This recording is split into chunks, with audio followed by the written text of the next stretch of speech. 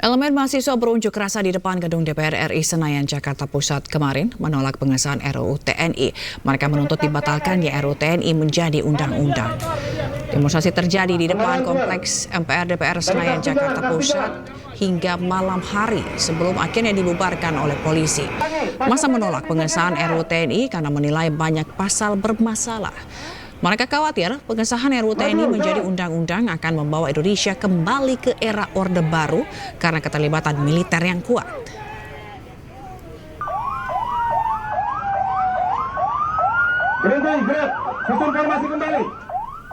Ratusan mahasiswa yang tergabung dalam aliansi Jogja Memanggil juga berunjuk rasa menolak pengesahan Undang-Undang TNI di Jalan Malioboro, Yogyakarta.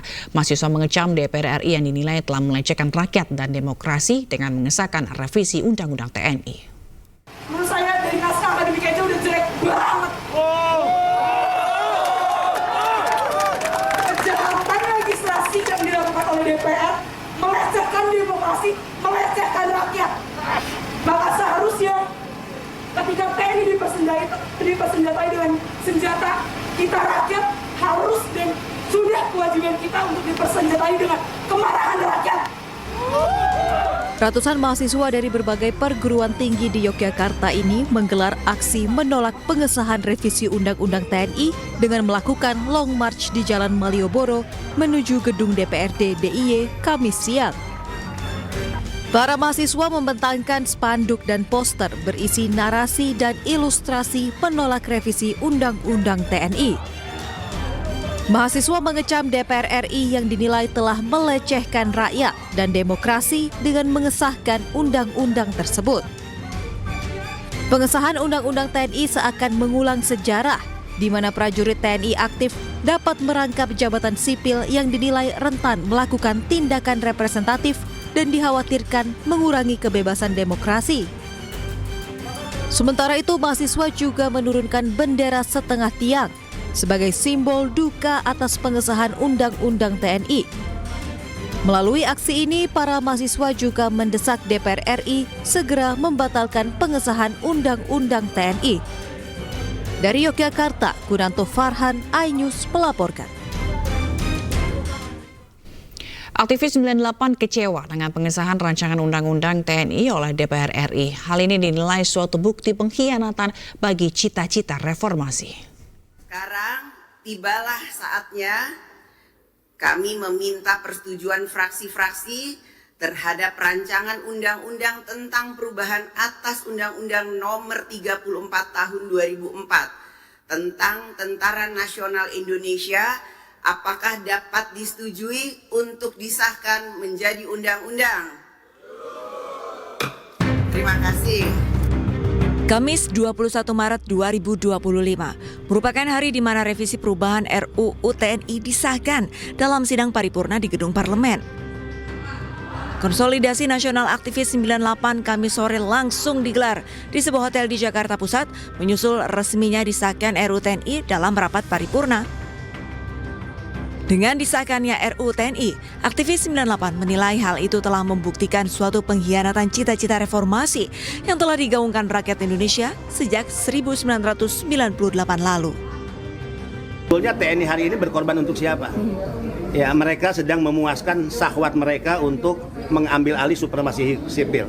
Nah, ini adalah tindakan yang keblinger, ya, yang kita kategorikan ini pengkhianatan terhadap cita-cita reformasi yang kita perjuangkan di tahun 98. Selain para aktivis 98, turut hadir mantan pimpinan KPK Abraham Samad, relawan Barikade 98 Ray Rangkuti, Ferry Amsari, Eros Jarot, dan Wamen Tenaga Kerja Immanuel Ebenezer.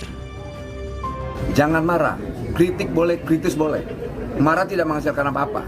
Kritis, kritik dengan baik, dengan cara terhormat, datang ke parlemen dengan cara apapun, mau demonstrasi dengan apapun, tapi jangan satu kerusakan. Karena setiap sudut pembangunan Republik ini pajak kita semua. Bagi aktivis 98, pengesahan Undang-Undang TNI juga dianggap sebagai bentuk kemunduran dan ketidaksiapan pemerintah dalam menghadapi perubahan geopolitik dan geostrategis. Dari Jakarta, Rani Sanjaya, iNews melaporkan. DPR RI resmi mengesahkan revisi Undang-Undang TNI dalam rapat paripurna DPR ke-15. Ketua DPR Puan Maharani meminta publik tidak berburuk sangka dan menegaskan prajurit aktif tetap dilarang berbisnis dan berpolitik. Sekarang tibalah saatnya kami meminta persetujuan fraksi-fraksi terhadap rancangan undang-undang tentang perubahan atas Undang-Undang Nomor 34 Tahun 2004 tentang Tentara Nasional Indonesia. Apakah dapat disetujui untuk disahkan menjadi undang-undang? Terima kasih.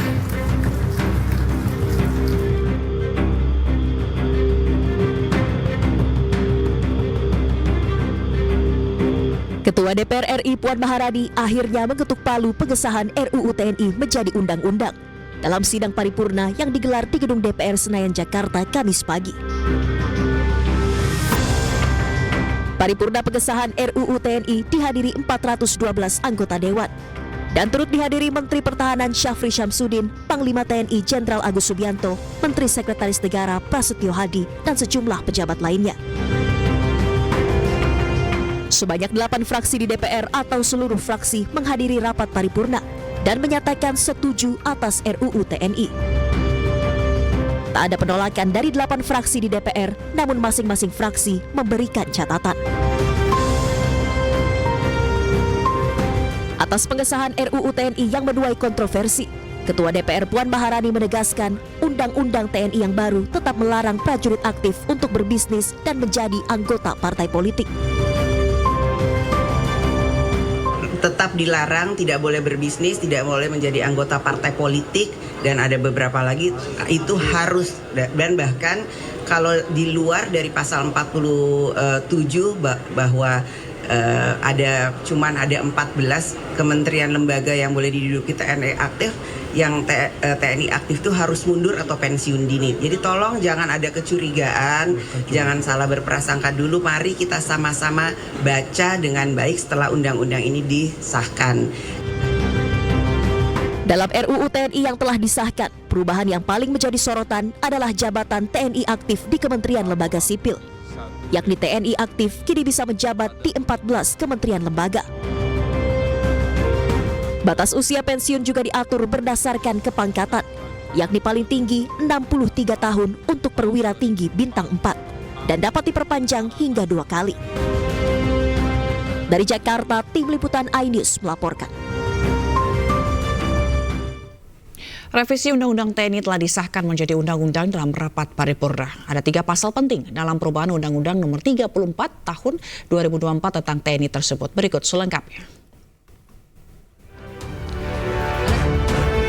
Dalam Undang-Undang TNI, diantaranya ada di pasal 7, yakni ada penambahan 2 tugas baru TNI dalam operasi militer selain perang, dari yang sebelumnya 14 menjadi 16. Di antaranya adalah membantu dalam upaya menanggulangi ancaman cyber dan membantu dalam melindungi dan menyelamatkan warga negara serta kepentingan nasional di luar negeri.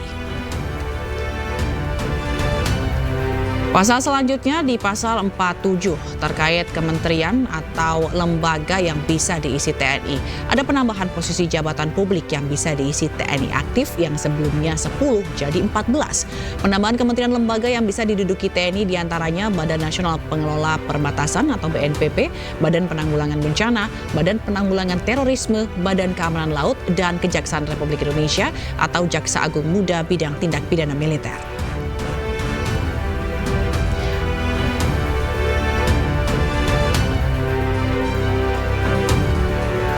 Kemudian di pasal 53, terdapat perubahan batas usia pensiun TNI berdasarkan pangkat dan jabatan. Di antaranya Bintara dan Tamtama maksimal 55 tahun, perwira sampai pangkat kolonel maksimal 58 tahun, perwira tinggi bintang 1 maksimal 60 tahun. Perwira tinggi bintang 3 maksimal 62 tahun, perwira tinggi bintang 4 batas usia pensiun maksimal 63 tahun dan dapat diperpanjang maksimal 2 kali atau 2 tahun sesuai keputusan Presiden.